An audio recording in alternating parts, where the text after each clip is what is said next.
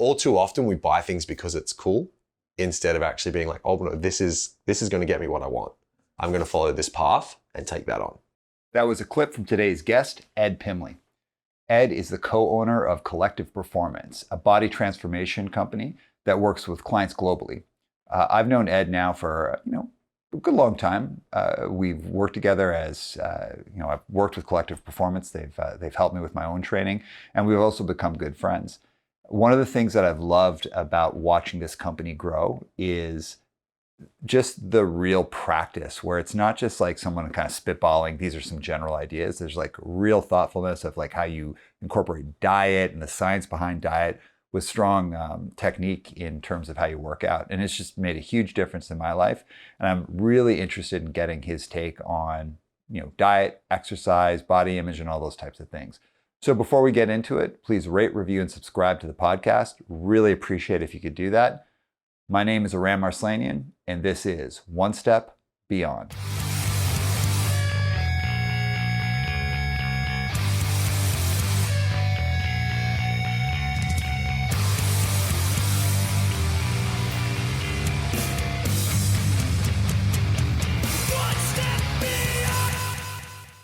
All right, my man. Good to see you. Good to see you, sir. Thank you for having me. Of course. So for the uninitiated, for those who don't know, who are you and what do you do?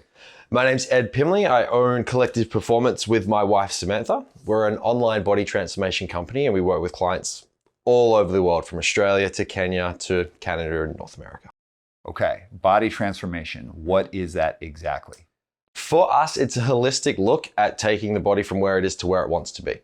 All right, so it's the idea of actually transforming someone's physical appearance through training, nutrition, and lifestyle aspects, but also teaching them how to keep that result forever. There's so many reasons of why I wanted to have you in this conversation. And the first, the deepest is I'm just a guy that has struggled with keeping my health where I want it to be. And it's not about body image because, I'm a person like any other person. I do a lot of public speaking. I'm on camera a lot. So there is an aspect of that. But where I'd say is, especially now as I'm older, going to be 49 this year, I've been thinking a lot about hey, how do I want to live the rest of my life? And I got to keep myself in relatively good shape. But damn, dude, I slip, I shoot up 20 pounds, go down 20 pounds. I have to bust my ass to do it. And really why I wanted to have you on here is so much about that struggle that people have. And I'm not even talking about how you look. And I don't want to dismiss that either, but just feeling good in your body and making sure that you're kind of setting yourself up for the future. Why is it so freaking hard to stay healthy? Personally, I think it's because there's just so many aspects outside of just eating healthy and training hard that infest us. Like marketing out there, speed, we get busy, life stresses, and understanding how those things can actually fit into your life to keep you healthy is where we lack that sort of education for everybody. Nobody really knows that, hey, yeah, you're run off your feet really busy right now. Maybe you do need to take a step back from your training and your nutrition and all those sorts of things and allow yourself that little bit of room to learn okay, when this happens, these are the tools I need to implement to be able to stay in shape and stay healthy. And then when time sort of slows down, you have a little bit more, maybe that's when you can begin to push those areas again. So it's kind of understanding the give and take and the ebbs and flows of what life gives you to be able to get there and stay there.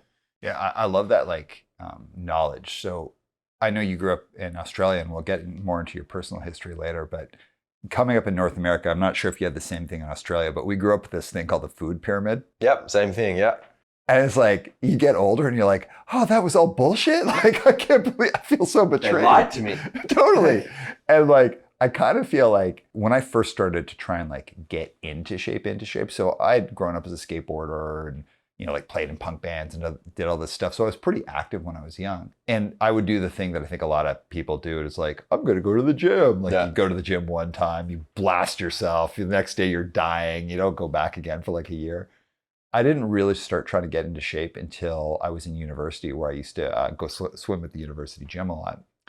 And I picked swimming for just some arbitrary reason. I was I'm going to swim. And I would, after swimming, I would go get a bagel or something, because I thought that was a healthy thing to do. And looking back from then to now, it's I actually didn't really understand proper exercise technique and proper diet until the past couple of years. And even then, it didn't really get it until you and I started working together. Why is there so much misinformation about this stuff? It's tough because there's, in like the scientific realm of it all, there's so many different studies to prove what you want to prove, right? You can prove that you can eat hot dogs every day and lose weight. You'll read that study and be like, oh, well, I want to lose 20 pounds, so all I have to do is eat hot dogs 20 I want pounds. to hire the scientist. Yeah, but it's like, really, they didn't look at all these other health markers that come with it. They just looked at one aspect of someone losing weight. Okay, so it's like, it's a very similar sort of area in terms of like scientific research is so deliberate on getting the result that they want that it doesn't highlight the other areas outside of it. So it's the similar, like the food pyramid was literally paid for by the agricultural, like dairy and things like that. So it's like they were able to put their scientific research forward to the government. The government went, oh shit, that's all right. Let's put it out and there you go. There's your food pyramid. In like the long-term things for most general populations, if they ate that way, chances are they would be able to manage their own health fairly well. Proteins, vegetables, good healthy grains, fat content. If you lean on those things, we just then have that in excess now, and it's so easy to get to our door that we don't really understand portion sizings as opposed to what we should actually be eating.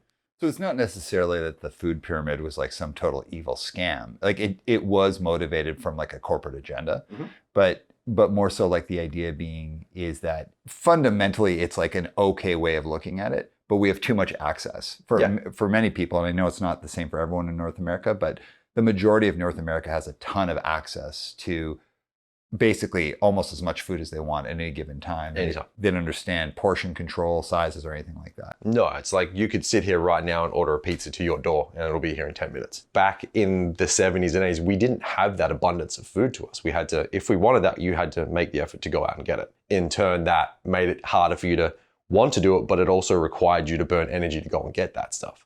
So in a way, you earned it, right? Whereas now you can sit on your couch for 3 days, order pizza, burgers, kebabs, whatever you want can show up to your door without you leaving. Okay, so it's like you have abundance of food. If you learn portion control, you can handle those sort of aspects. So there's two things that I'm hearing is like, one, it's like, so our access to food is like massively increased since like the 70s, right? Now, like you're saying, I can get basically anything sent to my door. And if you're of a certain amount of financial ability, you can basically get as much food as you want, whenever you want. That's part of it. And then also our understanding of diet and how that should work in terms of portions, when, and all of that. But the other piece that really opened my eyes to is how to exercise. Yep. As anyone who listens to the podcast will know, like I like to cycle, I like to run. And sometimes in my life I've done like a ton of cycling, other times in my life I've done a lot of running. And usually I've done that for like health management, but I've also done it for like stress management, like mental health management. And so like I've shot up like 20 pounds because I've been like, I haven't been cycling for the last 6 months or 8 months or whatever. And then I've been eating like shit, or I'll shoot down. But being able to have like consistency has been hard for me because I don't know how to work out. So it sounds like also from the 70s going on, our understanding of how to like really tap into like proper physical health has really increased as well. It's become more mainstream of like general populations doing it. Back in the 70s, to step into a gym, it was all bodybuilders, built like Arnold Schwarzenegger. Now you'll see more mums and pops and even seniors going to the gym to get stronger. And I think now we've gotten smarter in like what exercise should be as opposed to what it was. In my eyes, exercise is a progression tool to get stronger, to build muscle tissue, to become better at your daily life. Whereas before we looked at it as like a calorie burning tool or as a fat burning tool. You did your workout, it got really sweaty. Oh, I burned 700 calories. There's still that mindset bleeding its way into the world at the moment, but we are becoming smarter in what we can achieve and what we can do. But what's more important, burning calories or building muscle? Building muscle. Why? If you're looking at building muscle, you're creating a bigger engine overall. Okay? In terms of calorie burn, a bigger engine requires more calories day to day just to do general things, get up from the toilet, go to bed, walk down the stairs. So in terms of burning fat, you want to focus on more building muscle in the gym so you can do that outside. Your calorie burn from any typical workout is going to be lucky to push 200 calories.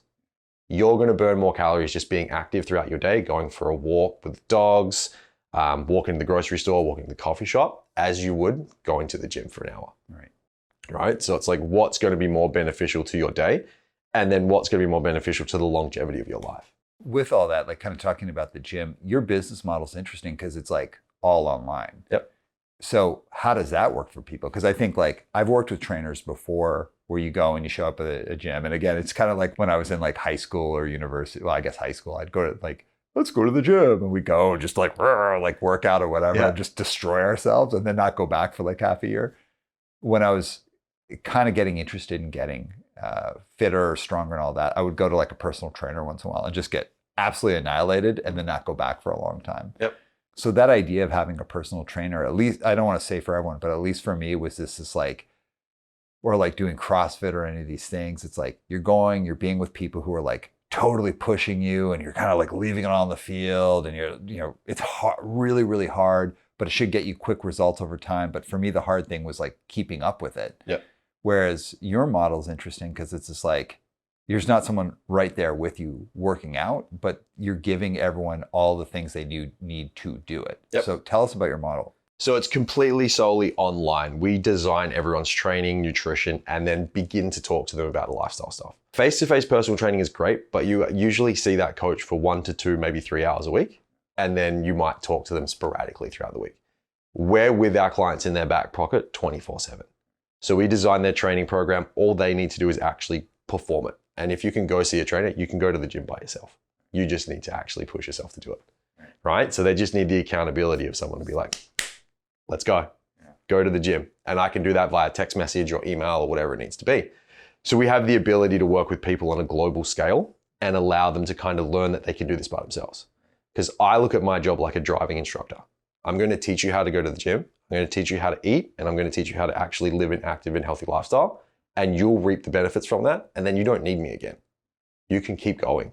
What I've heard from a lot of people and what I've also said myself is like, oh, I need a trainer because if I don't have a trainer, I won't be accountable. And I have to like actually make an appointment to go see someone because I won't do it. What you're describing sounds a lot more like remote, like modern remote work. Mm-hmm. Like old thinking about work used to be, it's like you have to have people come into the workplace because if you don't have people come to the workplace, there won't be work community, teams won't work together, like people like, go screw off and go do whatever. But now it's like most workplaces have like, you have to be in the office 2 or 3 days, but you can work remote the rest of the time. So that idea that you need to be in person to be effective is really shifting. But whenever I hear people talk about training, and really until you and I met, I also kind of thought this, if I was going to do like actual training, like weight training or strength training, not like running or cycling, because I do those on my own anyways, but if I was really focusing on that, I had to have someone there with me. One of the things that stands out to me about your model is the idea that you don't actually need to be physically with a trainer to be effective. I've heard so many people, and I've said myself, oh, I can't really, make big lifestyle changes like that in terms of like my physical health without actually going to see someone, because it's that going to see someone, like it's that I'm committing this to this person, I'm going to be with them. And I have said that so many times myself, but then also it's like building time in your life to go see someone 3 days a week and, like the in-between times, you're kind of like just doing whatever. Yep.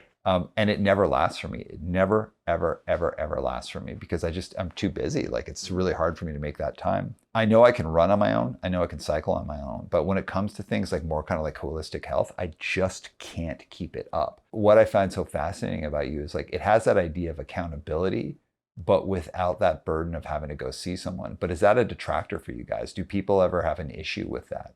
Sometimes yes, because you've got to break the mentality of like seeing a personal trainer is the best thing you can do for your health. Where really everything you do outside of that gym hour is what is actually dictating your health, right? So getting people that understanding where it's like, that's not the biggest pillar is to see someone. It's like, oh, okay. But then also looking at being like, you need to look at when you're the busiest, how do you fit this into your life? Because if you can do it then, you can do it whenever. So if you were to come to us and be like, you know what? I'm so slammed right now. What do I need to do? We're going to chunk down your day and be like, right, you're going to have a spare 30 minutes here and you're just going to do a nice quick 30-minute workout. That's it. It's not going to be too much. It'll be just enough to kind of get you going and get you throughout your day. That way, you can do it when you're busy. You can do it when you're not busy, right? So it's like you've now built this sort of setting of like, I'm in my busiest time. I have it set. You don't have to worry about my schedule to be like, oh, well, I can't be there at 6 a.m. to do this with you or anything like that because you've already got it. You know exactly what you're going to do. You know how to kind of manage it. And that can bleed into everything else that you do. I love what you said. It's like, it's not about that hour that you're with the trainer. It's about the time, all the time that you're not with the trainer. That's the deciding factor. Why do you think people put so much focus on that? Like, it's my time with my trainer 3 days a week. That's the difference maker. It's the amount of effort required to go and do that. So for you to have a trainer back in the day was like a status symbol. You were the best if you had this. And I mean, having a personal trainer is great. They can help you get to your goals and all those little things.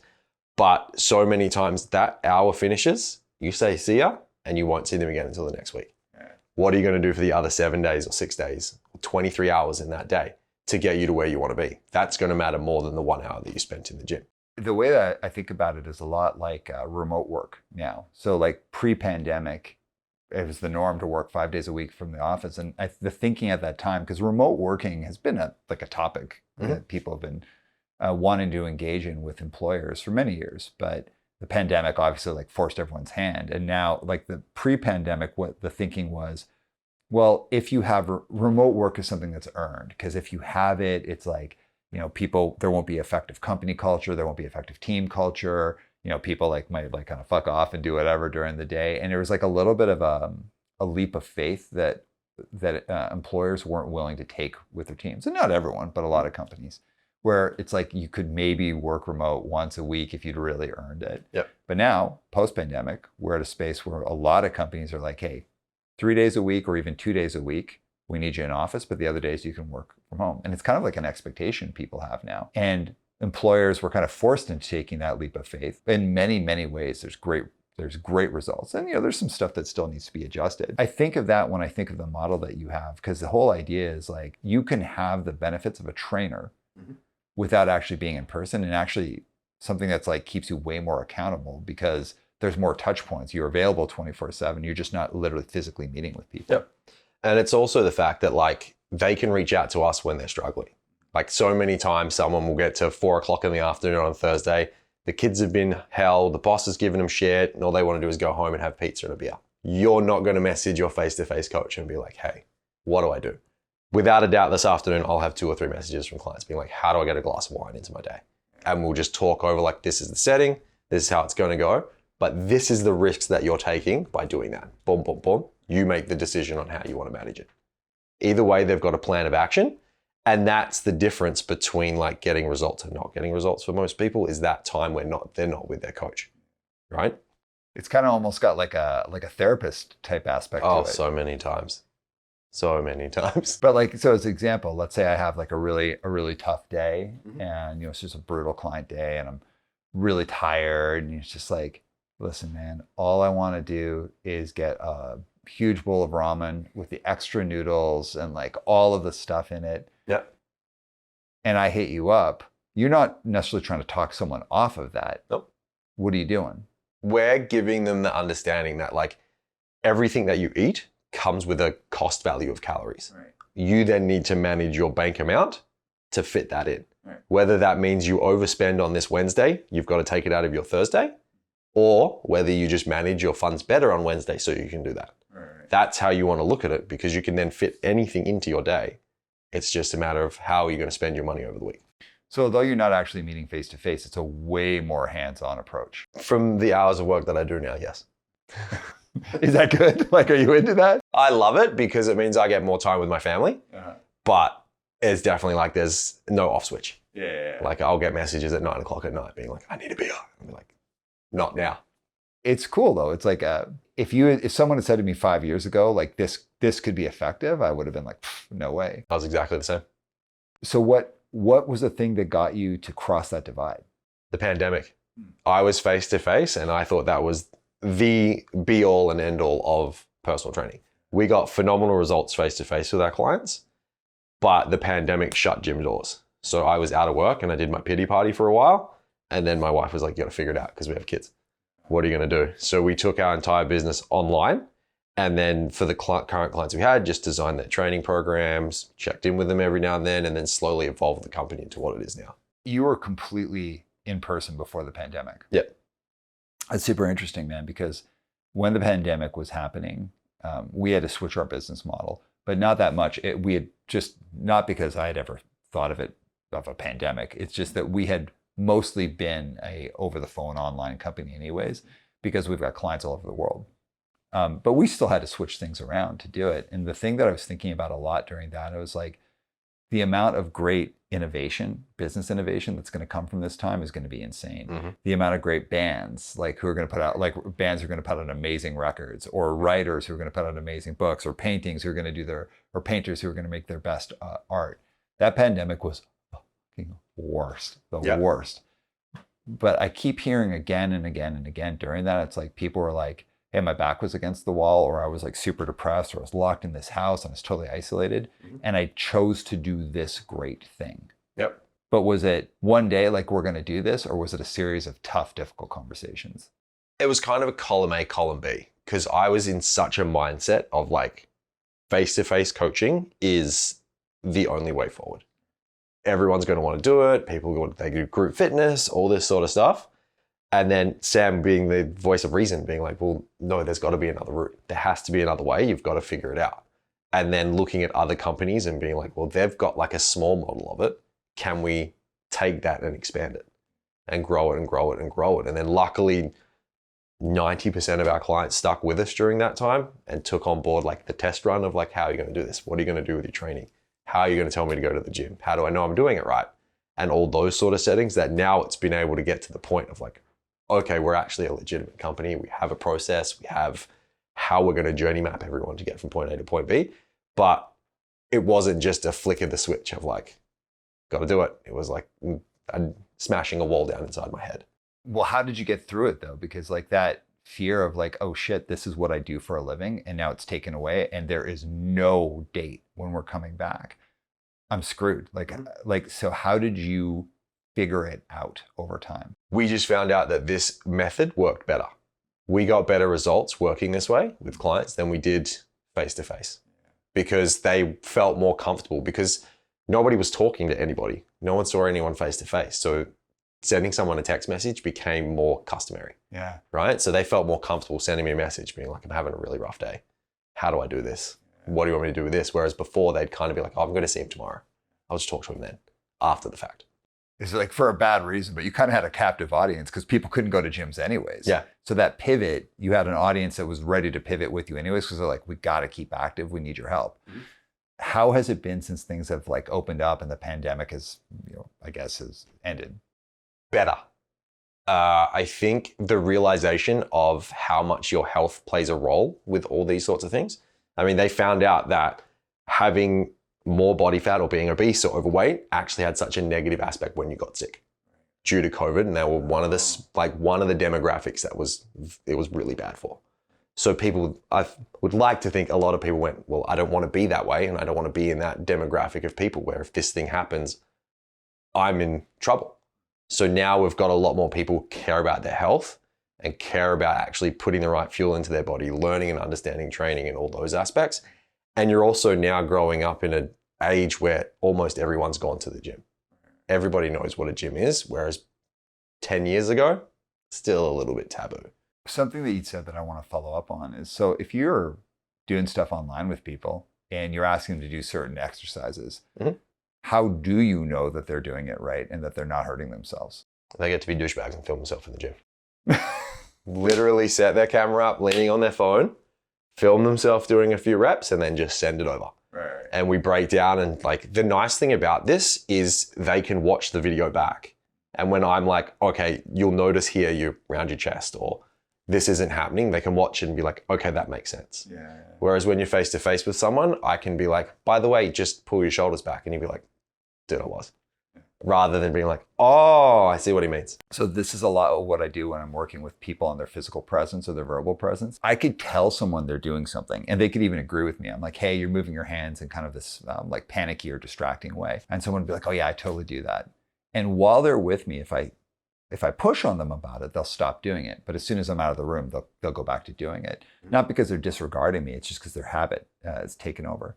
But if someone videotapes themselves, or I guess video themselves, if someone videos themselves and then watches it and sees it themselves, they become their own audience. Yep. And they can see the impact of how moving your hands like that can be very distracting. When someone becomes their own audience, I totally believe it has like a way bigger impact because you're doing it and you're seeing what you've done. So it sounds like kind of like a similar model. Yeah, and it also like I can then voice note over the top and be like, at 26 seconds, look at this. And they'll be able to pause it there and be like, okay, I totally see what I'm doing.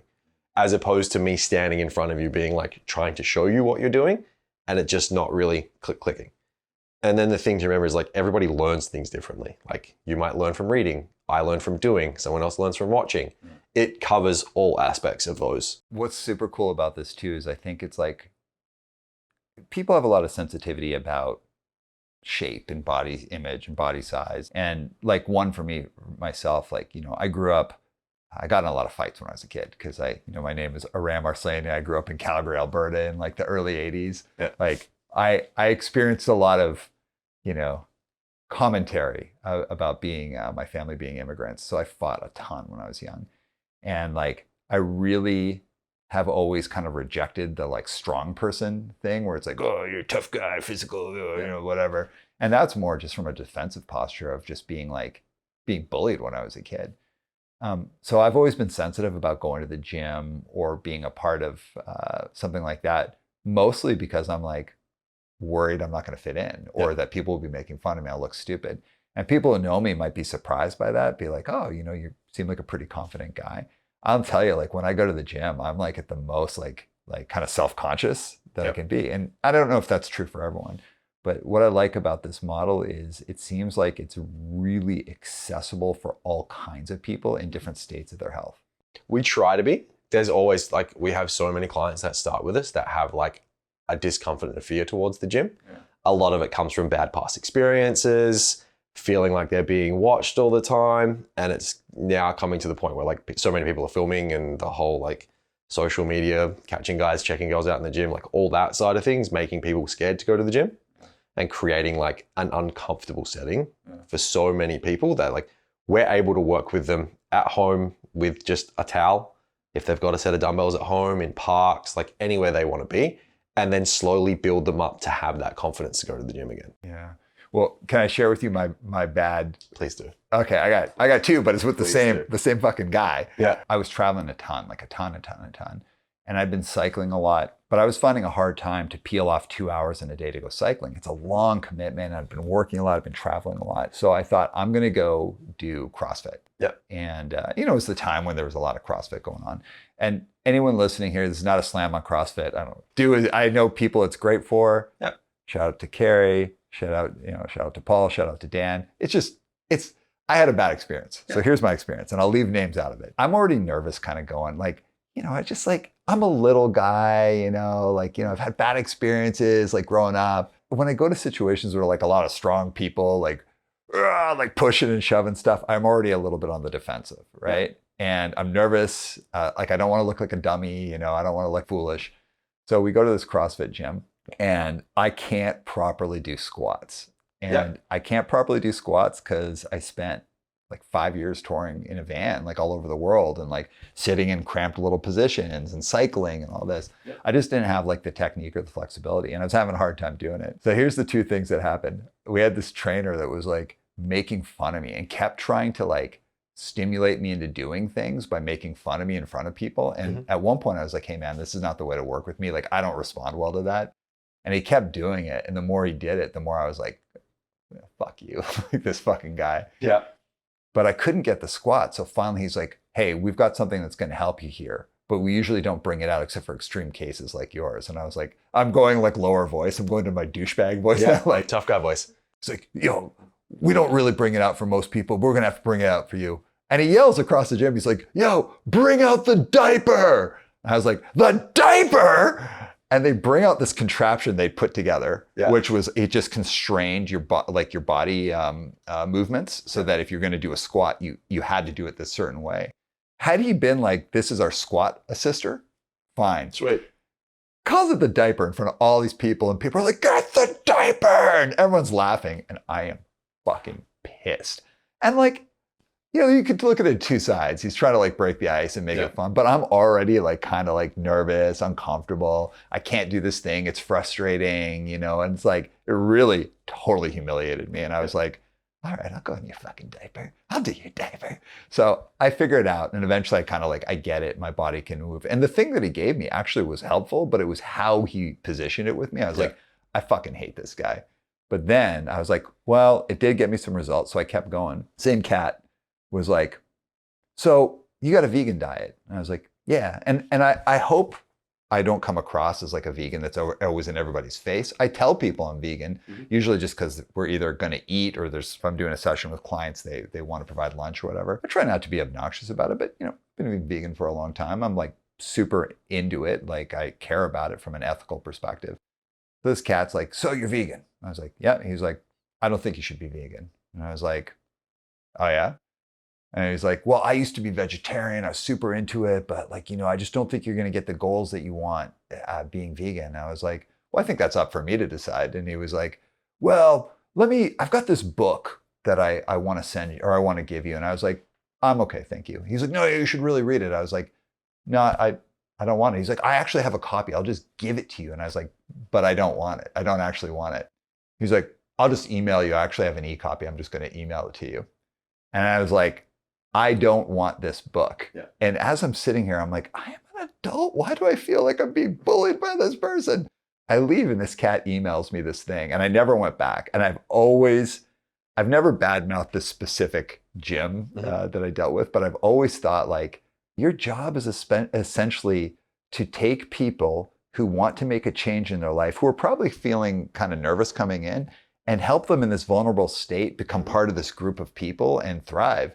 And you really made me feel fucking stupid and bad and totally disrespected like how I want to live my life and the choices that I've made. I have never really been able to like go back in any kind of group exercise as a result, because I was like, that's kind of like what I expect of that kind of world. And I know that's probably a rare occurrence, but it really made me think, how do you move past that kind of dummy mentality into bullying people into getting into shape versus meeting people where they're at and creating a good environment where people want to do it in a supportive way? Yeah, it's tough. Like in my past, I've been known to like bully people and all those sorts of things when we were younger, and it was the way that we saw personal training was supposed to be. It's tough, you train hard, you do it like this, rah, rah, rah.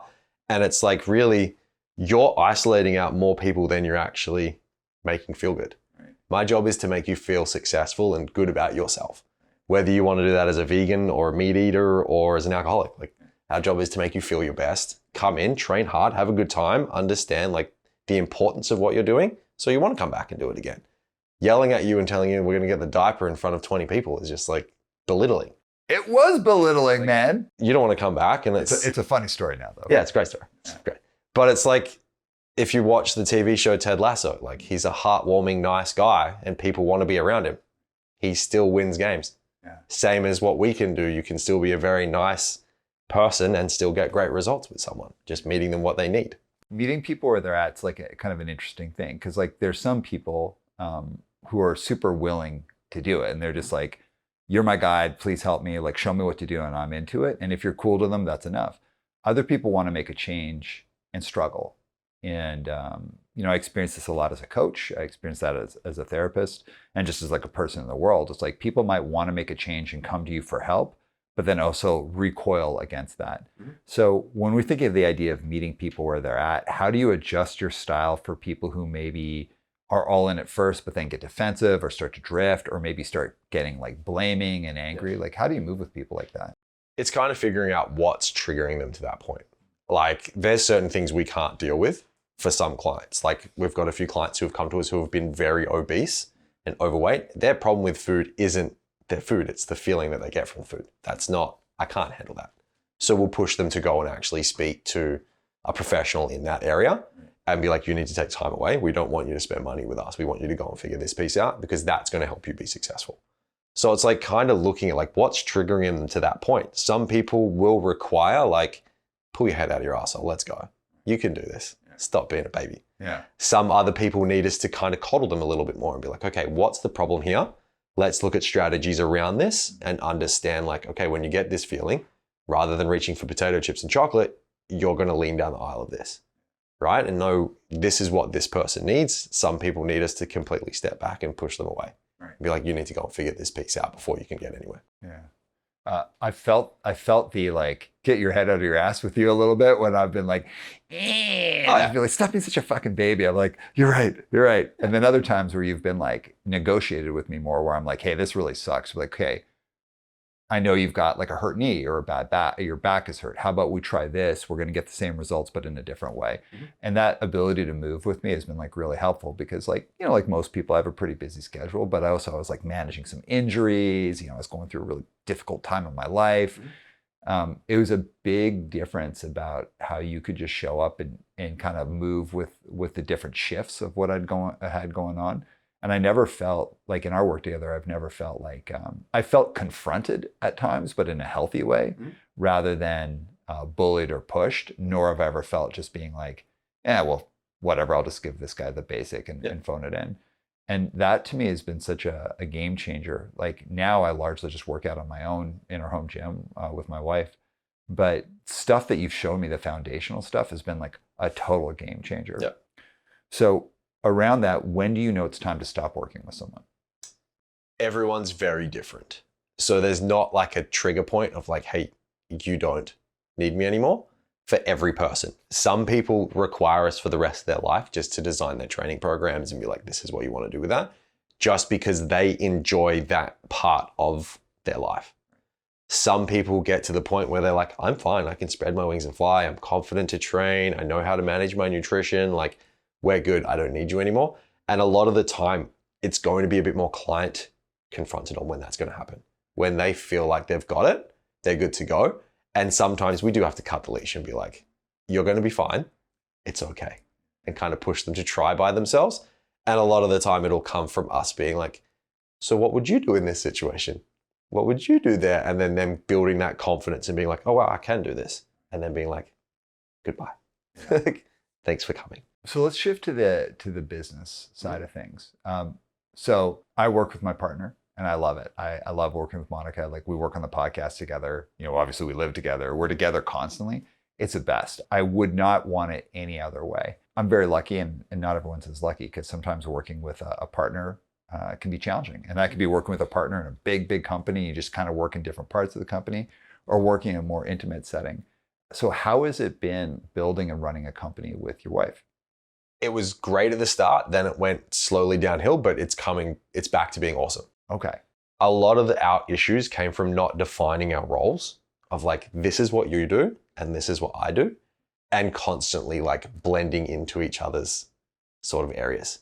So now Sam is literally like the captain of the ship. I check into her with how my clients are going and she kind of client manages everything and makes sure everything's kind of running the way it should. And that allows me to focus solely on like client results, how we're going to market the client and all those little things so she can do what she does best. And that's literally like, she is just the boss behind the whole thing. So how did you get to that point though? So, you know, you have inception where we're like, we're going to start this business. You're all excited. You start getting some traction. Mm-hmm. What was the messiness? Like what was exactly happening? Well, she would try and help me coach certain clients. I would touch in on like how the business is running and kind of like, well, we probably shouldn't be doing all of this and spending all of that or doing these things. And then it would just create like little arguments around like, well, you don't trust me to do this. Right. This is what I do best. Leave it to me, until we like actually sat down and went, look, this is my job and this is what I do best. Let me do it. And she did the same thing. And we like, now we have very defined positions in the company and it's made everything run smoother. Super common for small companies, especially like, you know, companies that are just like, start with an idea, you're growing. It's like everyone kind of does everything and it's messy, but it's cool at first because it's like, we're doing this together. But at some point it's like, we're doing this together and we're stepping all over each other's toes and we live together and we're raising kids together. Like it can get a lot. Oh yeah, and leaving stuff at work was the hardest thing. Like not coming to dinner and having like mini arguments about what happened during that day, just with work and actually sitting down and being able to talk as a couple. It's been game changing. What was that conversation like though? Like that really defining conversation? It was hard and easy at the same time because we both felt that it wasn't running the way it could. And we knew that we could go one step further. So we were kind of stuck with X amount of clients coming in, clients going. Like it was like a smooth transition one-to-one. And then it was like, we should be doing better than this. The results that we get, the way people talk about it, we should be doing better than this. And so we had to sit down and have that conversation around like what's not working and what is working. And that's when we really kind of found out that it was the two of us working together that wasn't. And stepping on each other's toes. And like, I always looked at this as like a build it yourself sort of thing. If we needed to do marketing, one of us had to go and learn how to do it, right? And someone needed to go and understand how to bookkeep.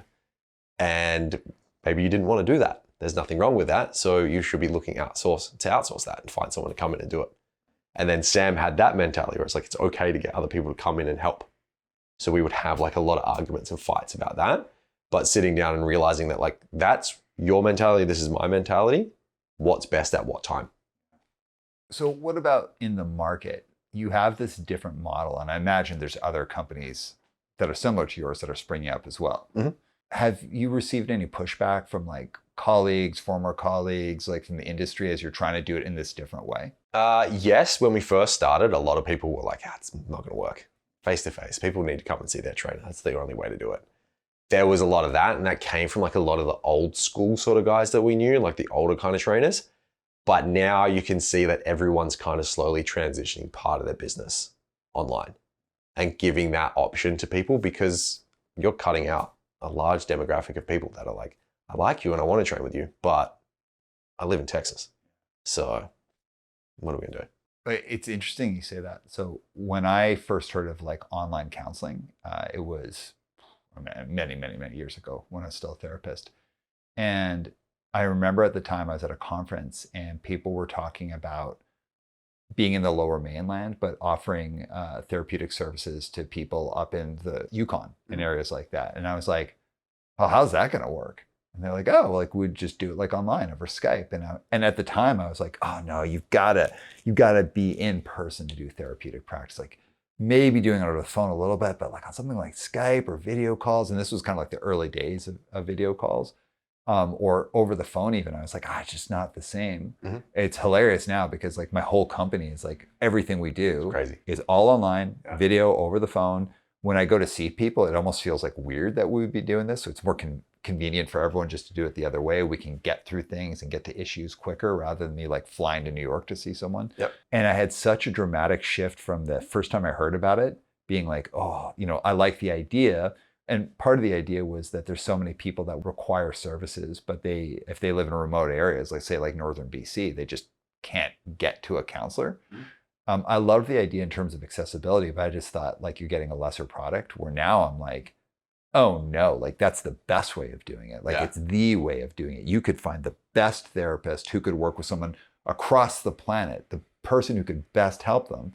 But that shift was like, took me a long time to get there, but when I got there, I was like, this is the way. Yeah. So do you think the industry is at that tipping point, or do you still think you have a long way to go? I don't think it's ever going to completely transition to online, because it's the social aspect of training that people really love.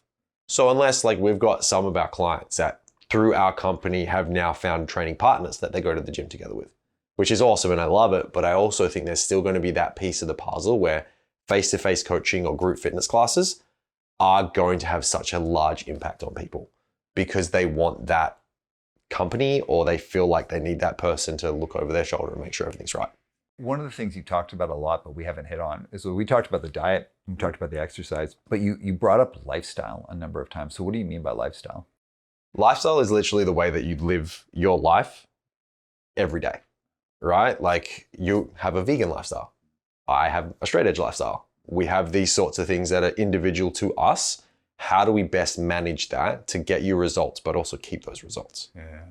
Where do things like, so when I work with people on workplace mental health, I consider 4 things. And I describe it like the legs of a chair. Mm-hmm. So I talk about diet, exercise, sleep, and social life. Mm-hmm. And the premise that I have is like when I'm talking to people, I'm not trying to get them to go on a diet or anything like that, or to, like lose weight through exercise. The way I talk about it is like strong mental health is like, if you think about your day to day, it's like a person standing and doing stuff. And strong mental health is supported by having the legs of a chair, because when you're standing and you're tired, what do? You sit down. Yeah. So if you have strong habits around diet, exercise, sleep, and social life, that means you can sit in your chair and kind of take a load off and kind of recuperate. Yep. But if you're missing any of those things, there's an effect that gets worse and worse and worse. And as an example, the way that I talk about it with people, again, not that I'm asking people to go on a diet, but just that you have dietary practices that you follow, like a structured diet. Mm-hmm. So when I get super stressed out and I'm like really getting close to being like mildly burnt out, the way I talk about it is most people have a leg of the chair that's vulnerable. Mm-hmm. So for me, it's always diet. Yeah. Because as you know, I love candy. I love sweet things. I love pie, all of it. Like I can't get enough. And then of course, Monica is the same. And like together, we're just like, yeah. So if I get super stressed or like a little blue or a little down, I want to eat everything that's sweet. So that's the first leg of the chair that's vulnerable. And if I'm stressed, it's going out. But the thing is, it usually has an effect where it takes out another leg. Yep. So think of a chair. If you're sitting in a chair and it's missing one leg, you can still sit in a chair that has 3 legs. It's not fully restful because you're kind of like, I can't lean that way. So maybe you're using one of your legs to stabilize it. But you can still rest if you have 3 legs of a chair. Yep. But if a second leg goes out, so I think most people have one leg that's always vulnerable to shifts in mood and stress and all that. Mm-hmm. But you usually have a leg that will go out that it can't stand without the other leg. Yep. So for me, it's exercise. So as soon as I start eating bad, if I'm eating bad for more than a week, I stop exercising. Yep. So then that one goes out. You can still sit in a chair that has 2 legs, but to do that, you're now using both of your legs to stabilize it and you're using your core. Yep. So you're only relaxing 50%. But what if that third leg goes out? I know if my diet goes off and my exercise goes off, sleep happens. Yeah. Now I've got 3 legs of the chair up. There's not even any point trying to sit in a chair that only has 1 leg. It's like cognitive errors, don't do it. So now you're just standing. Yeah. And if you're just standing, that means you can't recuperate. And that's like that from a mental health perspective, the standing is just having like a super active mind, an anxious mind that doesn't have a space of relaxing or processing its emotional labor. So when you talk about lifestyle, I think a lot about that, like the pillars of the chair. Like, do I know what my diet is? Do I understand what sleep hygiene is? How I would take care of it? Do I know how much exercise I need to get in a week? When and how? Like those aspects. Social is like a thing I know for you stands outside of that. But how do you work with people on things like diet, exercise, sleep? Like, what are the things that you talk to people about? Well, a lot of the time we talk a lot to our clients about their sleep, because for us, if your sleep isn't on, you're only making your diet and your exercise harder. Because if you're not sleeping your 7 to 9 hours a night, guaranteed you're going to wake up and be craving things to keep you awake, like caffeine to carry you on. Then you're going to have the afternoon crash, probably reach for another coffee or something sugary or something like that that's going to throw your nutrition out the window. Then you're tired, you kind of run down, going to the gym's like, nah, I'm a bit tired, I might hurt myself. So it's like that when that falls out the window too. So looking at it for us is like looking at it like a chain. Like once there's one weak link, the whole thing's not going to hold up. So we want to find out what that weak link is. And for 90% of us, it's stress and sleep. So that's a big component of what we talk to our clients about, because we know that if those 2 aren't on, your training and nutrition's harder. Yeah. So if we can get those unattacked, we can then focus on the next 2 links in the chain. If your diet's weak, your exercise is only going to be harder, because that's the fuel so you can push those training sessions 100%. Right. And one thing that I use to kind of get people interested in that is actually get them to look at their training progressively and be like, well, you want to go to the gym because you want to be able to do chin-ups. You want to get stronger at this exercise. If you're not fueling that tank properly, you're making it harder for you to achieve that goal. In turn, most people are like, oh, well, I better put the right stuff into the tank because this is what I want to achieve. And then they start to see that positive impact on other areas of their life, their relationships, their work, that they're like, I don't want to take a step back. I'm feeling so good. Things are moving along really well. My training's coming together. I'm actually performing at work the way that I want to because everything going into the tank's right. They're getting enough sleep. They're managing their stress. It all just kind of cascades together. Let's talk about sleep in a second, because that's one that people talk a lot about diet and exercise, but sleep is kind of gets left out of the conversation a little bit. But I do want to talk about taking on too much change at once. Yep. So when I was doing addiction work, what I would often find is if someone had a period of sobriety from whatever the drug of choice was, that they would feel much, much better. They'd feel physically better, mentally better, and their desire and willingness to embrace in other elements of change was super high. And I would usually try and gear people back from that. Basically what I'd say is hey, listen, you're 3 months sober. Now is not the time to quit smoking. Yeah. And they're like, oh, I want to quit smoking. I just want to be free of all drugs. It's like, absolutely. Quitting smoking is a next year project that we can talk about. Right now, let's get you 6 months sober, or let's get you 8 months sober. Let's get you a year sober first before we worry about that. And that idea of like, change feels so good. Like, people hate change. Yeah. Mostly. Like a lot of people, most people don't like change, even though most people say they're comfortable with it. Change is painful, it's difficult, and it's hard. And the hardest thing about change is like fully making a change. You know, there's a good saying in recovery. It's like people only really change when the pain of staying the same is more than the pain of actually changing. Yep.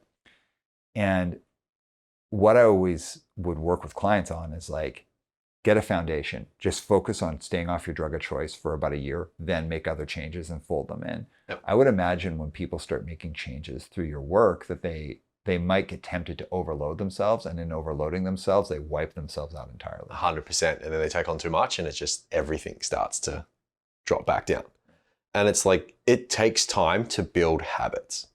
Like the whole 21-day habit thing was built by a plastic surgeon who noticed it took 21 days for his clients to notice a difference in their face. So it's like, that's not how to build change. It's like, it's easy for you to have the habit of brushing your teeth before bed. You have the precursor, brush my teeth, I go to bed. Habits ingrained in you. Same idea. It's going to take time for you to get that habit of like paying attention to the food that you're eating, or tracking your nutrition, or understanding the importance of these little things. And even like the change of getting the time to schedule in your workouts. So a lot of the time we overload ourselves and be like, well, I'm going to train 6 days a week or 7 days a week. And then I'm going to eat nothing but chicken and broccoli every day to get there. And it's like, back up. Why don't we go with 3 training sessions a week and just go for a walk every day? Then we'll talk about like, all right, maybe we just need to add in some more vegetables to every meal for you to kind of start taking that change with your nutrition. But then you have other people who are just ready to go and like, all right, I can already schedule in my training sessions and do it all. They're able to handle a different load of change than what somebody else might be. So it's like understanding what start point each person needs to be able to be successful, because our job isn't just to get in shape, it's to be in shape for the next 20 years. Yeah. I love that, man. It's not about getting in shape and then that being the destination. It's the like, continue going. That investment in the future, which you and I've talked a lot about, is like, I just view it as like, I just want to be here for my wife and my kids and my family and my business. Like, I just want to be here and be like, not be that like, it's 3 o'clock, I need coffee, I need to take a nap, like, but be here. Yeah. You know the difference between lifespan and healthspan, right? No, tell me. So lifespan is how long you live on this earth. And that's one of the big precursors that people, I want a long lifespan, I want to live forever. Healthspan is how long your quality of life lasts. So many of us get to like our 50s, 60s, and then we start to have like degrading health. Strokes, heart attacks, diabetes, things start to creep in, right? Osteoporosis, your quality of life is decreasing. You might spend 20 or 30 years of your lifespan crippled and struggling to do stuff and not being able to walk up and down the stairs, or having to take 20,000 different medications in the morning because of all these sort of issues. Or you could live your health span to 70 and have a really good quality of life, enjoy every day, but that's the end. What would you prefer? Right? And having those conversations around like the things you do now are going to increase your health span. They might not increase your lifespan because certain things come in, but you could have the best quality of life until you're 70 rather than the best quality of life till 50, but then live to 70. Yeah, that quality of life thing is so interesting, because often when I hear people talk about quality of life, what I'm hearing they're talking about is their financial comfort. Yep. Which is certainly a part of it, is having enough money that you don't feel like you're living paycheck to paycheck. You can enjoy life. You're a little bit more relaxed. But it has to do with stuff like physical health, mental health, community connections, all that. Quality of life is something that like requires discipline and a lot of hard work. Yep. I did want to say, when you're talking about like people, they're taking on too much change, and then they're like, I'm going to eat nothing but like chicken and broccoli. Yeah. Chickens hate people getting into shape, because everybody's like going after these chickens. Straight away. Chickens are like, I hate all you health nuts, get out of here. Yeah. Chickens hate it. They hate healthy people, because everyone's like, I'm going to eat nothing but chicken. Yeah. And like, whenever I hear people are like getting in shape, they're like, oh yeah, I've got this chicken. I always just think like, it would suck to be a chicken in this society. It's also the grossest thing to eat after like one reheat. Yeah. Like after you heat that thing up, it's like leather and disgusting. Chickens are like, eat a Big Mac, get out of here. Go get that beef. All right. So I've been doing a lot of talking about sleep lately, and you'd mentioned 7 to 9 hours. Yep. And for guys ish around our age in their 40s, and like people who are basically like adults heading into kind of like the middle of their life, 7 to 9 hours is what you need. Yeah. But think how many people we all know, and even myself until recently, I was like, oh, I'm fine with like 6 hours. I still do it. Right. Still, like I'll still be like, because we got 2 kids, right? So our youngest is 10 months, still not sleeping through the night. So we're up 2 or 3 times. I'm probably getting 6 hours a night. Right. Do you mind if I go on sleep for a second here? Yeah. Okay. This is what I encourage people to think about. 7 to 9 hours, let's just say for argument's sake, it's 8. There's 4 stages of sleep, 3 stages of NREM sleep, non-rapid eye movement sleep, and then 1 stage of rapid eye movement sleep. If you think about, and NREM sleep is longer in the first part of the night, and REM sleep is longer in the second part of the night. So all 4 stages are present, and you keep cycling through all 4 stages throughout the night over and over again. But NREM sleep is longer at the beginning of the night, and that's mostly focused on physical recuperation. Yeah. The 3rd stage of NREM has some like mental health stuff going on, but it's mostly around physical recuperation. And then REM sleep, it's at its shortest at the beginning of the night.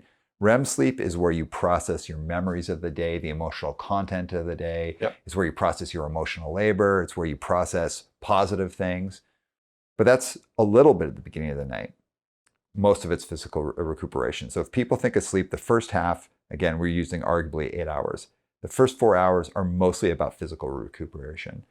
There's still physical recuperation that happens in the next 4 hours. It's just less because it's a bigger thing on your mental health. Yep. And that's where REM sleep gets longer and longer and longer. And it's the longest in your last couple hours of sleep.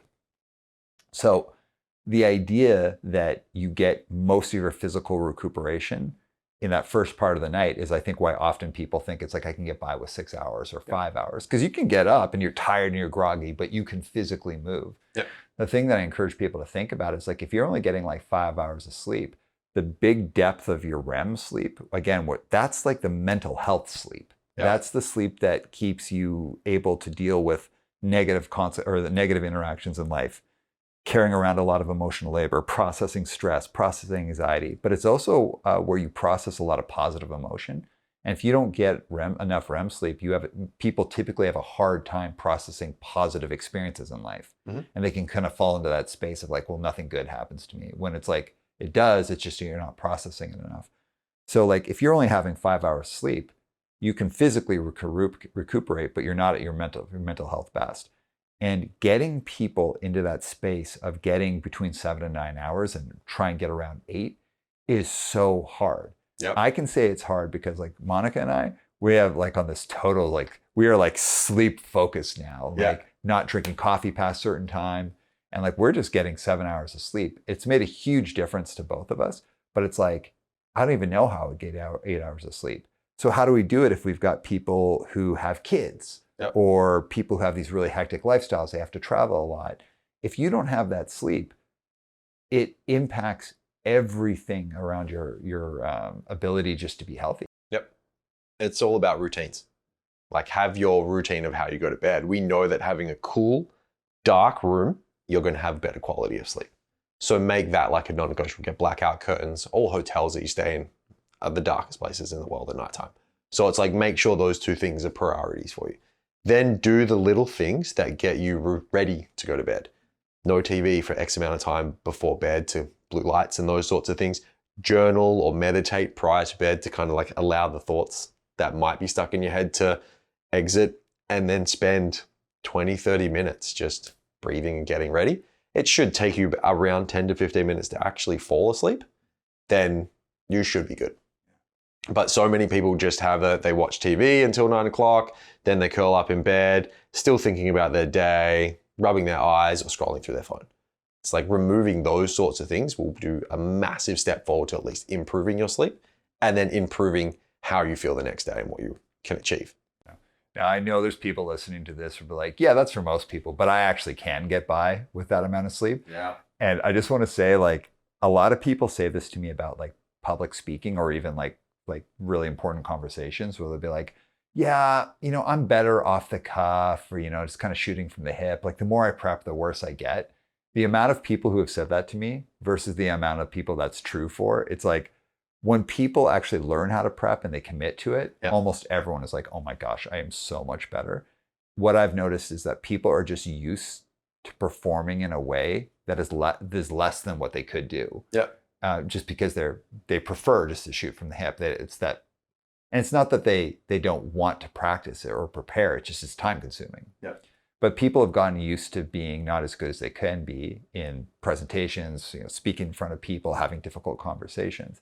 But when people learn how to do it, they're really good. Yep. When it comes to, so the way I relate this to sleep is like very often when I talk to sleep with clients, they're like, oh, I'm fine with like 5 hours. I've always been like that through college.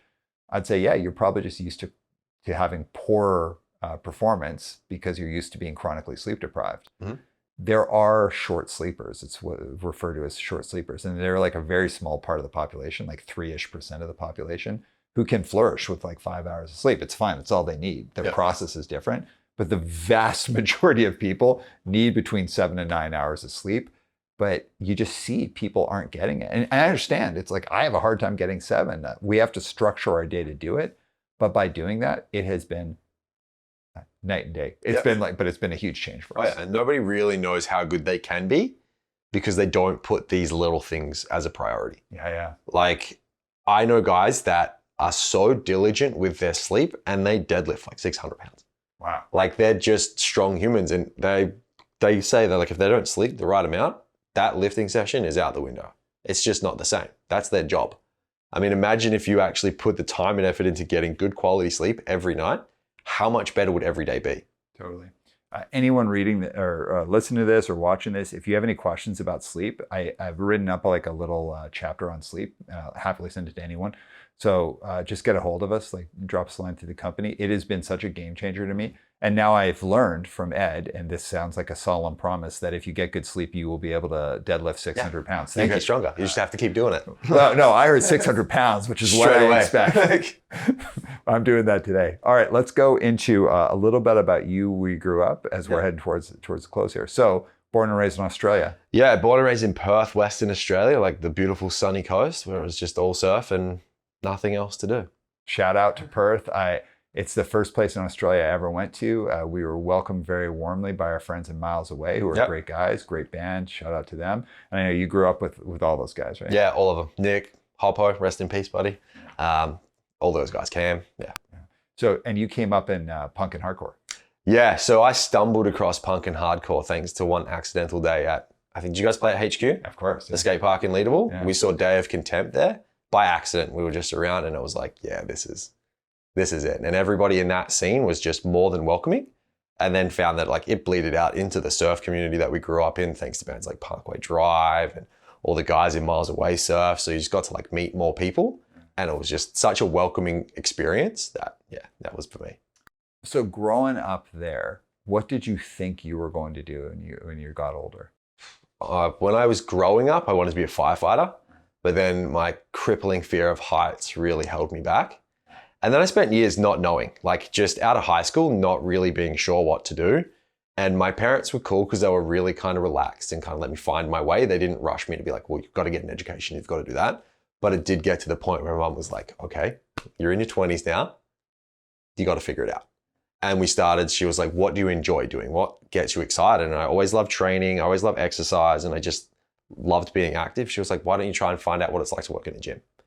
And off we went. I studied for 3 years and came out the door and started working in gyms. And then it's just literally grown from that point of like, now I understand. I'm more interested in human anatomy and understanding why does your body do what it does and the way it does it. Yeah, what I find so fascinating about this story and similar stories, it's like now you're really interested in the data and the book smarts and all of that stuff. But that was the stuff that you kind of were like, I'm not really a school person. Yep. But now you love the education side of it. Yeah, like I was a horrible student, horrible.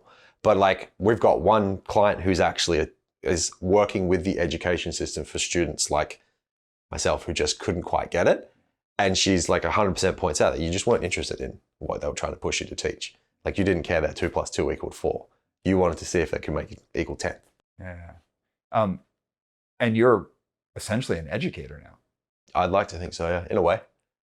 Well, it sounds like you are. Never thought about it like that. Yeah. I don't want to make it some like big, like society's evil kind of thing, but it's just the idea. It's like we've got boxes that we want people to fit in. And not, I don't want to say it's not because people are bad. It's like human beings need structure and kind of foundations to figure things out. It's like, oh, that's blue. This is red. You know, like we want things to fall into certain categories so that we can create a path around it or have it make sense. So school, for example, I understand why it's built the way it's built. Yeah. But at the same time, it's just like there are all these unbelievable people, like so smart, so capable, that didn't work for them. And up until, I guess, like maybe 20-ish years ago, those people would kind of get like pushed out into the fringes of society, or there'd be limited options for them. Yeah. I think we can really thank the internet for allowing people to like find out what they're passionate about and then giving everyone the opportunity to like go for it. Like I didn't know I loved personal training or like health and fitness until like I understood what it took. And I think people now can find out what it takes to do stuff at such a young age, thanks to the internet, that they can begin to push fashion, fitness, leadership. Like everyone's got the opportunity now to be able to create what they're passionate about. We're going to have a much better society and happiness. It's funny you say that, man, because like, you know, if I talk about the internet, it's usually in a negative way. It's like, stupid internet, it brings out the worst in people. Like it's turned everyone into a maniac. Yeah. But it's true that like traditionally, let's say like kind of pre-internet, it's like figuring out what are the other things you could do besides a traditional school path would be only like here, like it's this limited amount of things that you could do unless you were like some kind of entrepreneur who had enough money or enough cunning to be able to push through that. Yeah.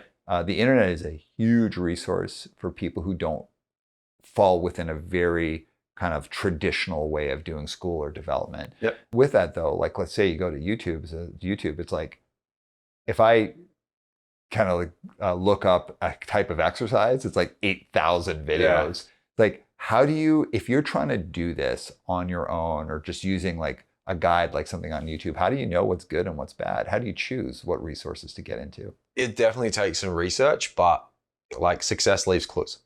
Like as much as you look at the training and all those sorts of things, if we're focusing on that, it's look at the people who are getting the results that you want and then take on their product.